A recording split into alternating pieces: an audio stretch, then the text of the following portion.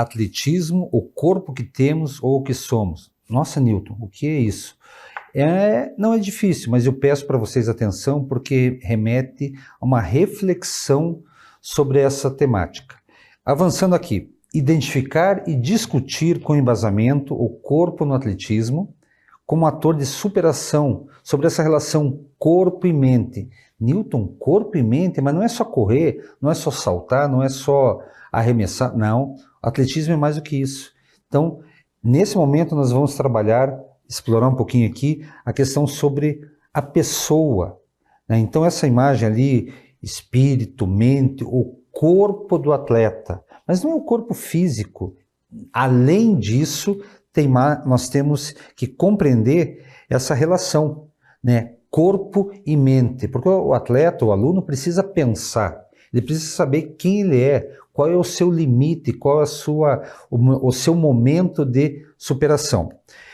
Gaia nos apresenta duas vertentes para essa questão. Que vertentes são essas?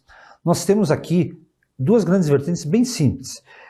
Uma delas mostra que é uma disciplina científica, a educação física, né, o esporte é uma disciplina, sim, com todo o seu conhecimento, com toda a biomecânica, fisiologia, a anatomia, extremamente importante, né, entre outras, a própria modalidade. É uma ciência autônoma, né? Ela tem seus fundamentos, tem suas regras, tem o seu direcionamento. Uma segunda vertente que Gaia nos apresenta mostra a filosofia como corporeidade. Corporeidade, Newton? Sim, o corpo é um discurso filosófico, uma base filosófica, um pensar filosófico sobre algumas coisas, sobre o corpo, sobre a compreensão do corpo. Newton, eu tenho 1,70 m, tenho 60, 70, 80 quilos, esse é o meu corpo. Sim, é o corpo físico, aquilo que é observado. É observado por mim, na frente do espelho, pelo meu treinador, pelo meu professor. Mas existe algo maior, algo interno que é necessário o nosso aluno trabalhar, o nosso aluno ser levado a pensar sobre isso. Então, por isso essa questão de um discurso filosófico sobre o corpo. Nossa, é difícil? Não, não é difícil, mas requer uma reflexão maior sobre essa temática. Essa corporeidade nos explica algumas questões bem importantes. O corpo de uma maneira mais ampla. Então, não é aquela parte matemática, números, 1,70 m, 88 quilos, me dá o IMC, índice de massa corporal. Não, é algo mais do que isso. Do que ele é composto? Músculo, eu tenho que pensar, ossos, estrutura óssea, ligamentos que une as articulações. Essa movimentação, o pensar. Um grande exemplo disso, nós temos a questão uma largada, por exemplo, nos 100 metros. Então existe um estímulo sonoro, o tiro, e eu começo a correr. Mas escutar o tiro, interpretar a comunicação, o que representa o tiro? É o momento, é o start, é o agora, o foi, né? Para iniciar a corrida. Então entender isso internamente, que é essa questão da corporeidade. Como é que funciona internamente os neurônios? Newton, mas isso é neurofisiologia? Sim, mas é necessário compreender. Então essa compreensão, expressão e percepção, perceber, se expressar, né? Eu estou no bloco, eu sinto o bloco, eu sinto o ambiente, eu percebo o ambiente, seja com chuva, com sol, com os outros atletas, no treinamento, em uma aula, com outros colegas brincando ou fazendo um trabalho mais forte, mais geral. Então não é só a questão do físico, né? Não é só a questão do psicológico, é internamente, né, perceber o seu corpo.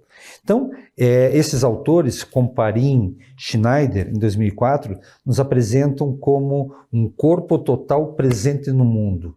Então é interessante, presente no mundo. O mundo é aquilo, na verdade eu faria uma pergunta, que mundo é esse?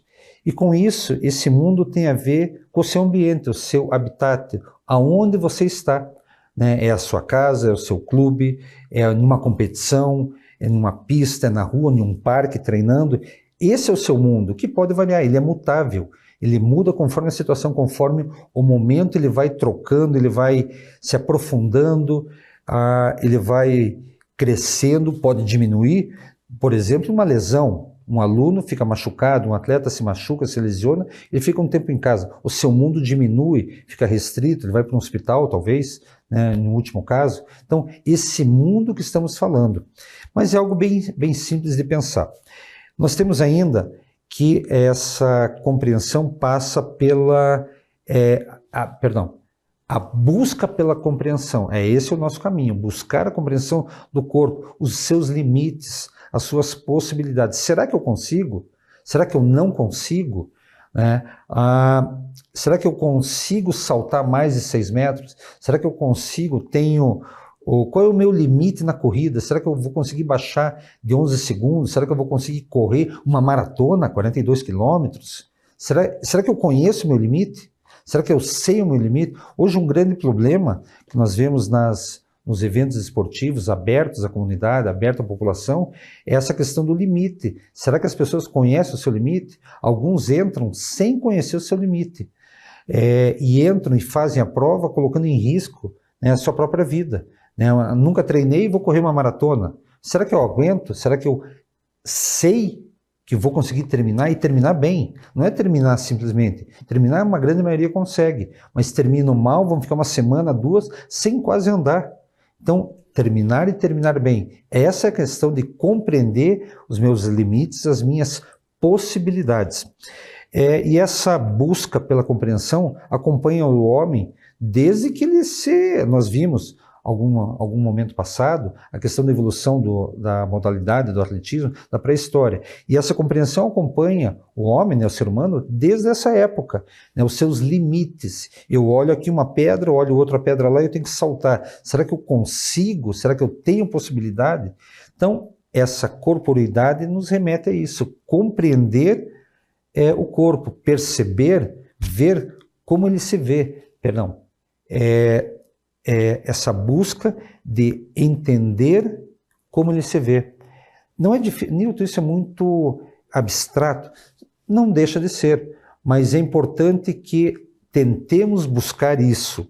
E com isso, nos remete a um outro ponto, né? Do que ele é. O corpo ele é basicamente composto pelo quê? Partes físicas, partes espirituais. Vejam, não estou avançando para questões religiosas. Não é esse o foco, não é esse o tema, nesse momento.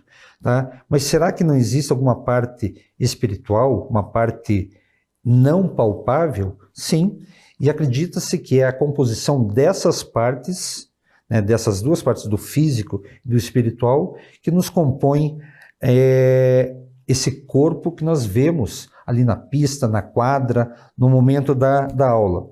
Né? E eles, importante, eles se completam. E não podem existir, um não existe sem a presença do outro. É essa compreensão que esses dois autores nos trazem sobre esse tema. E quando falamos que essa busca total passa por nós, como assim passa por nós? Simples. Nós temos os alunos nas mãos, nas aulas, nos treinos. Então é importante trabalhar com eles, porque é fácil, não é difícil, é fazer pensar, não é fazer só executar, é fazer pensar. E durante os mais diversos momentos, né, na aula, na brincadeira, na ida para a quadra, a gente pode trabalhar dessa maneira, explicando, comentando e mostrando os caminhos. Pense, você está refletindo antes de sair do bloco. Pense no que você vai fazer. Só isso nos ajuda a levar o aluno a esse caminho.